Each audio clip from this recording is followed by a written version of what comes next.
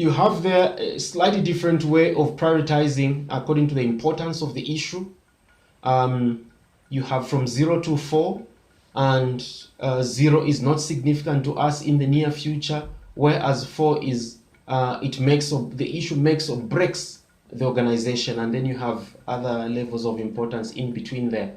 So now when you are assigning the issues, you can see that autonomy is at 0, public relations is at 2, planning is at somewhere below 3, the board issues are somewhere above 3, and so on. Staff skills is just slightly under 4.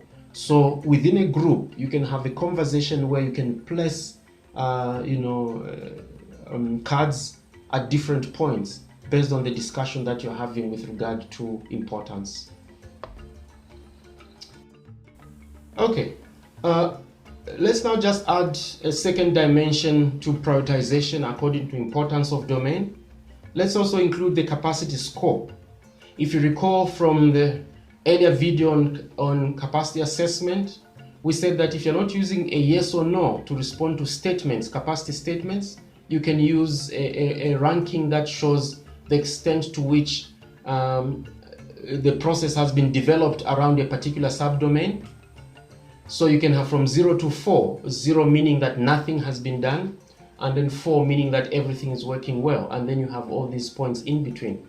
So if you add that dimension on the horizontal axis to the importance of the domain on the vertical axis, then you have their ability to look at one particular issue and see how important it is, and then also reflect on how far it is on the capacity score.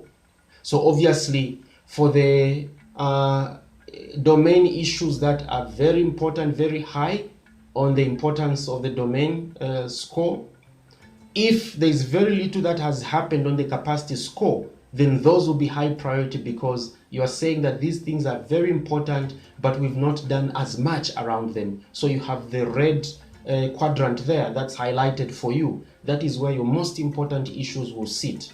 And then the other issues will sit in the other boxes, but I've not ventured to try and allocate them, because I think it is open for you to think about which ones you may want to deal with after that. But certainly the ones marked in the red quadrant are the most important ones.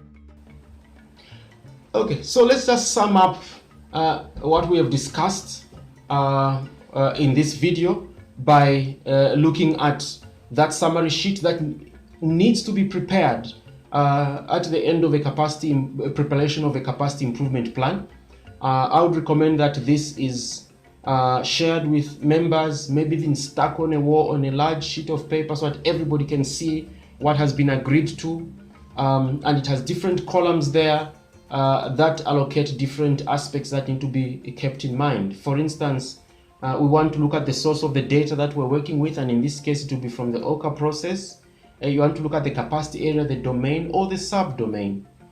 You want to identify the capacity gap that needs to be looked into, the priority action that needs to be taken, the timeline, and the responsible person.